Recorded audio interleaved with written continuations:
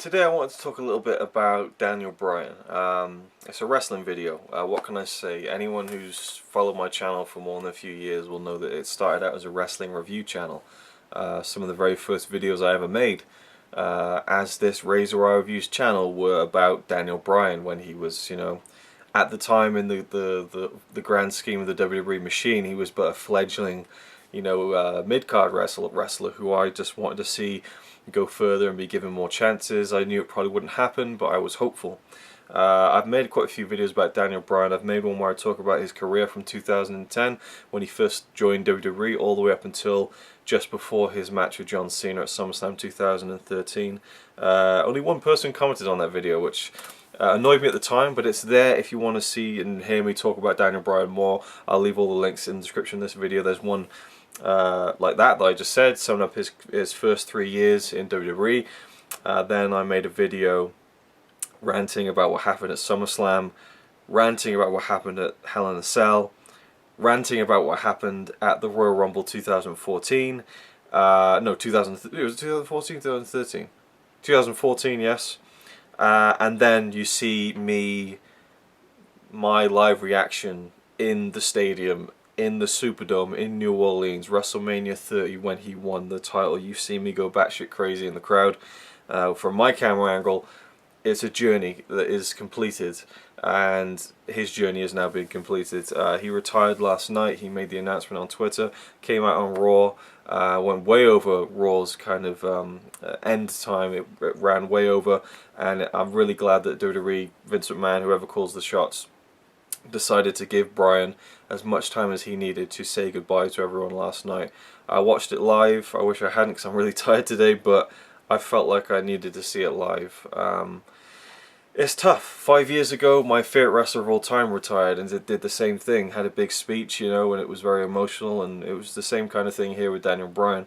The only difference being that, Shawn Michaels was about 10 years older than Daniel Bryan when he retired. And I was kind of hoping, Bryan, he's been out for a couple of years with injuries. He came back in 2015 for a couple of months, and then he went back out again. So, I mean, within the space of about 2 years, he's wrestled maybe 3 months, which is a real shame. And I was kind of hoping, banking on the fact that he was going to maybe pull a Shawn Michaels, be out for a few years and then come back and have a whole second career where he could go on for another 2, 3, 4, 5, 6, 7. In the case of Shawn Michaels, a whole other career. He did, I think, about 9 years. No, 8 years. After he came back, we could have got that from Daniel Bryan. It is possible, but it seems as though the injuries have caught up with him. In specifics, the concussions. A lot of people are saying online that, oh, this is what happens when you get neck injuries. I don't think it was the neck injury. Of course, he went out after WrestleMania 30 with a neck injury, which had actually been bothering him during WrestleMania, which he didn't really tell anyone, or didn't let them know the severity of it. If you read his book, he talks about that. During WrestleMania 30, when he won the title and all that stuff, he was in bad shape, and he was starting to feel that months before when he lost feeling. For a while he got a stinger in a match with Randy Orton, and it was, the match is called off on Raw, but it's the concussions. And he said last night, when he first started wrestling, 18 years old, 16 years ago, he got a few concussions, and then as the years roll on, he got a few more, and they started to build up. And he said in interviews over the past year or so that if WWE don't clear him to wrestle, he'll go elsewhere and do it because it's his passion, he loves it. He even said, which I thought was an interesting thing to say, last night he said that he loves wrestling more than anything. There's never been anything in his life that he's loved as much as wrestling. And I think that's a very, very honest thing to say. Probably not the best thing to say when you have a wife and you have a family and things like that. But I suppose you could take that within the context of things that you love that are superficial and are not, directly related to you, like a loved one. But still, it seemed like a bold statement to make, and you could tell that he believed in it. And so I really thought he would go somewhere else. But after listening to his speech last night, I'm pretty sure what my gut was telling me yesterday when I read that he was going to retire, I thought, right, he's thinking about this smartly, he's doing the right thing, and he is sacrificing the biggest love in his life in terms of things that he loves to do, his passion, his drive, his talent. He is sacrificing all of that for the love he has for his wife and for the hopes he has for the future with her and with the family. and I don't think anyone can really kind of fault that. Yeah, I'm sure we all want more out of Daniel Bryan. We can all be greedy about it and say, I wish that he could wrestle more. But it's the same with Edge. It's the same with Stone Cold Steve Austin. There comes a time when the injuries mount up and you've either got to say, right, do I keep going and risk ruining my life forever? Paralyzing myself, dying in the ring, you know? A lot of bad stuff has happened to wrestlers who have not known when to call it a day. Again, I feel like in the same case as Edge, Bryan, his hand has been forced. He doesn't want to do this. Of course he doesn't want to do this, but he is being faced with the harsh reality of the fact that he cannot continue to do this if he's going to be of able mind. And he's going to do an interview today with Jonathan Coachman on ESPN, but I think that's where we're going to start hearing more details about what he knows from the doctors that has made him, decide, right, I've got to give this up. I have to give this up. Because there is absolutely a world where Daniel Bryan can retire from the WWE, wait for the no-compete clause to finish, and he can go off and he can go to Ring of Honor, he can go to New Japan, he can go all across the world and make all sorts of money. And more importantly to him, wrestle. But the graveness in which he was talking about some of these things, I'm sure that he's been given a reality check. And he was trying to avoid what might have been the problem, and I think it's to do with the brain. It's to do with the brain. It's the most important thing. You only get one of them. You can't get a replacement. If your brain goes, you're done. You're screwed. And so he's trying to take care of that. And again, you cannot fault him for that. For me, I became a fan in 2010. I've never said that I've been a fan of him from before then. I've never been one of these bandwagon jumpers to say, oh yeah, it's American Dragon. I was like, okay, well, let's see what this Bryan Danielson guy is all about. And I instantly just loved his wrestling. And became a huge fan of him to the point where he was my favorite wrestler. And I would put him on my top 5 favorites of all time, up there with Mick Foley, Bret Hart, Shawn Michaels, Stone Cold Steve Austin. That's my top 5 right there with Daniel Bryan. And it's sad. It's sad to see a favorite wrestler retire, but that this is a guy who just seems so genuine, so down to earth, so nice, and so sincere that I'm happy for him. I'm happy for him. I'm sad that it's gone down like this, but I'm so happy that he managed to hopefully get out of it.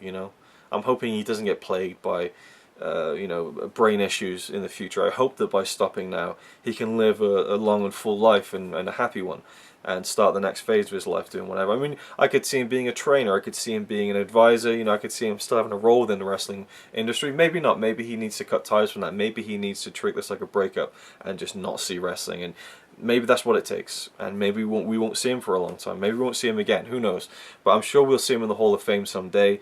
He is definitely a person who deserves to be in there. And for me, it's special because Bryan's special, because he was kind of a once-in-a-lifetime guy in terms of the wrestling industry. Again, it's the worn-out thing that everyone talks about, how, to be a big wrestling superstar and be successful and famous, you need to be big, you need to be 6 foot tall, you need to be like, 250, you need to be like a big hulking tank, like Hulk Hogan or Triple H, or even Stone Cold and The Rock. They're big built guys.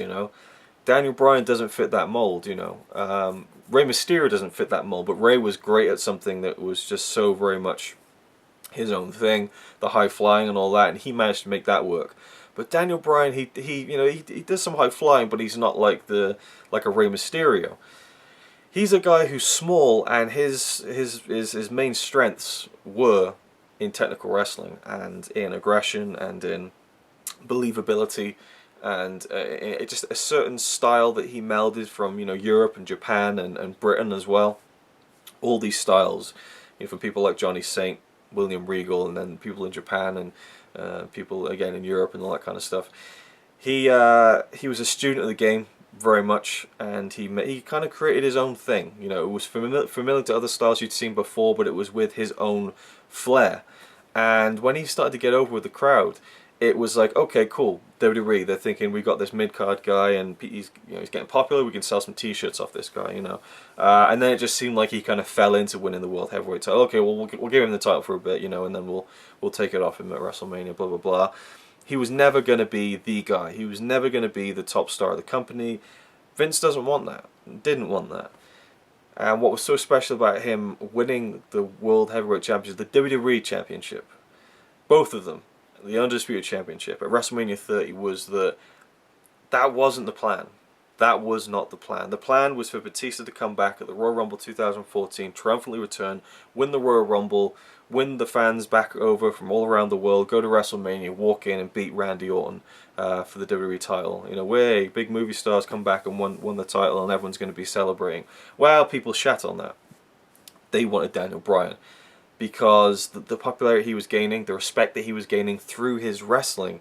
By the time you got to, like, you know, again, SummerSlam 2013, everyone wanted him to be in the title picture. Everyone wanted him to be the guy. He is, I mean, he was the most popular wrestler in the company.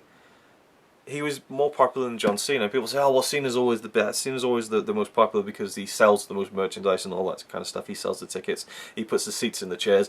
Yes, but Cena's audience is always split. Bryan's was almost...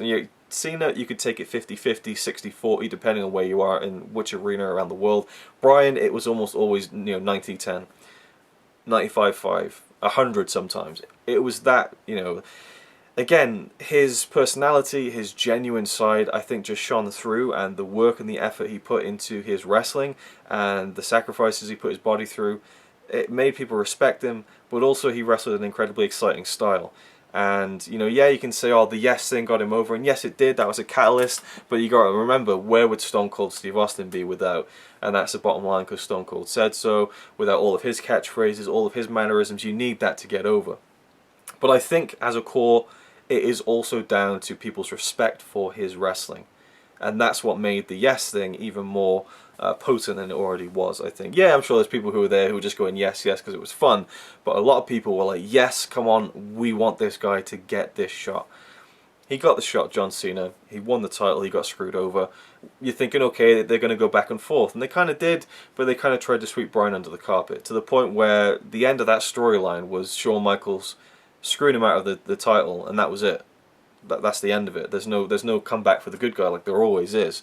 To the point where Shawn Michaels has said, I thought it was so weird that that's the way it was going to end, so I made them, the next night on Raw, have me come out and get Bryan to stretch me and tap me out, to at least give him something back after all this, because it just seemed like a weird choice to have Bryan just be beaten as the good guy, definitively screwed over, and that was the end of it.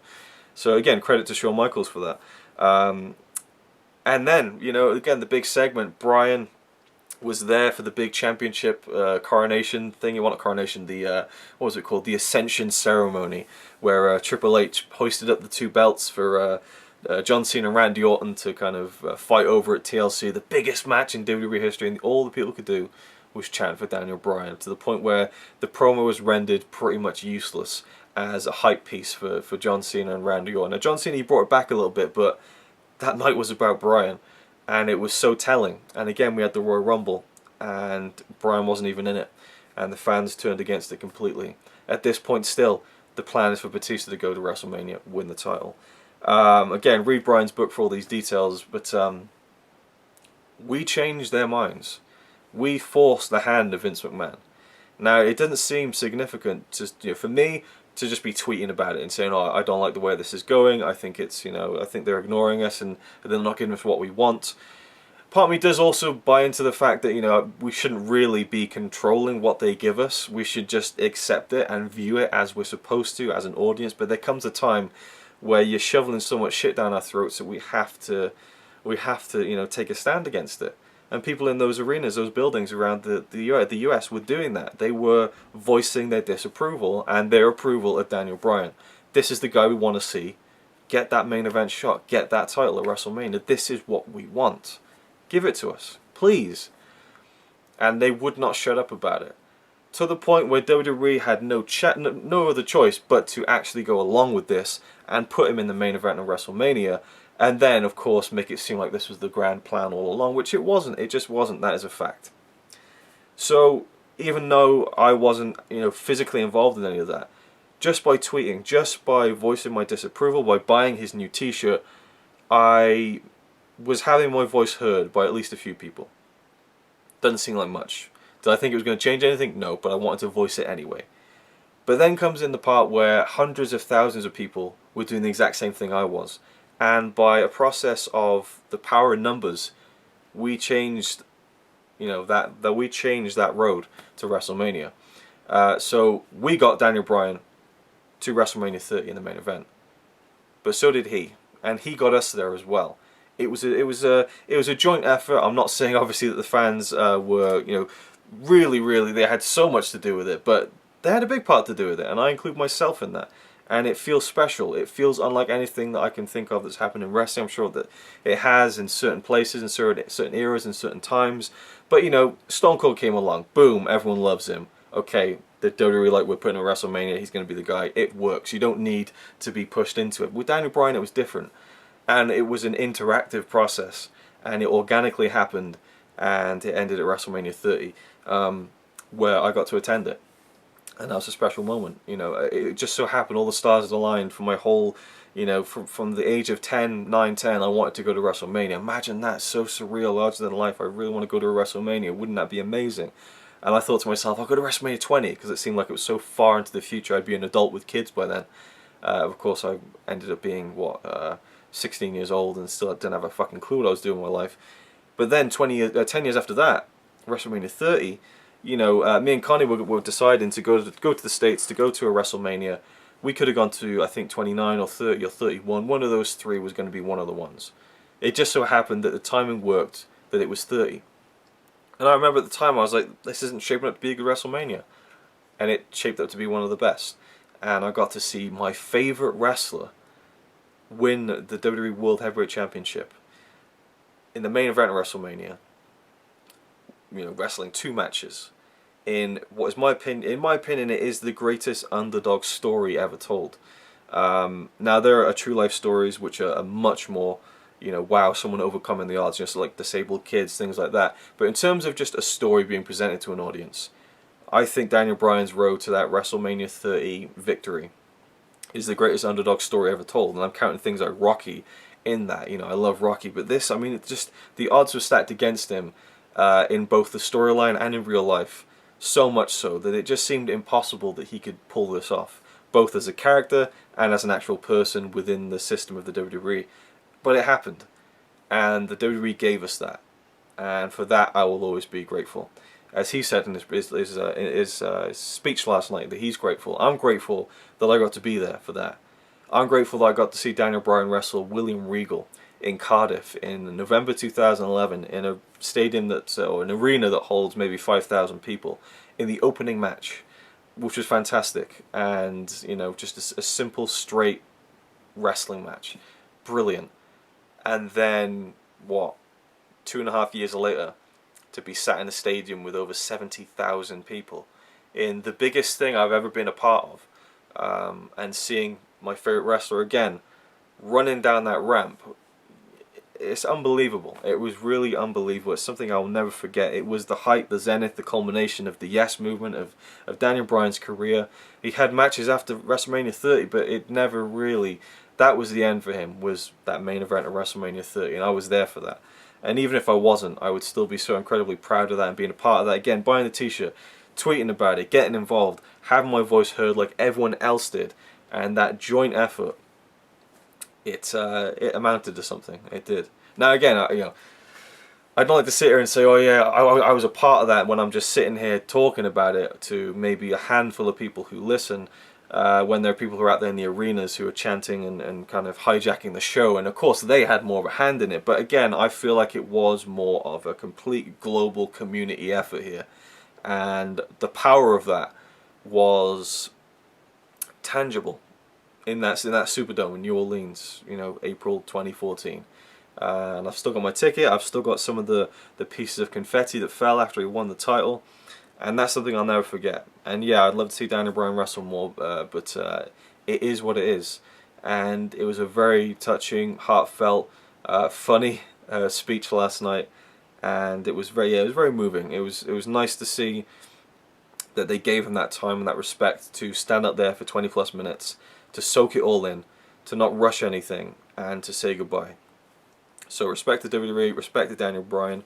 I'm grateful I got to be a small, you know, infinitesimal part of it, and also a witness to it, you know. And he gave us some fantastic wrestling over many years, And yeah, maybe it's time for me to now go back and watch all of his wrestling from the indies. You know, there's a whole other world for me to explore there. But, you know, as it stands now, I don't really watch wrestling that much anymore. But Daniel Bryan still meant enough to me that I had to tune in and watch it live.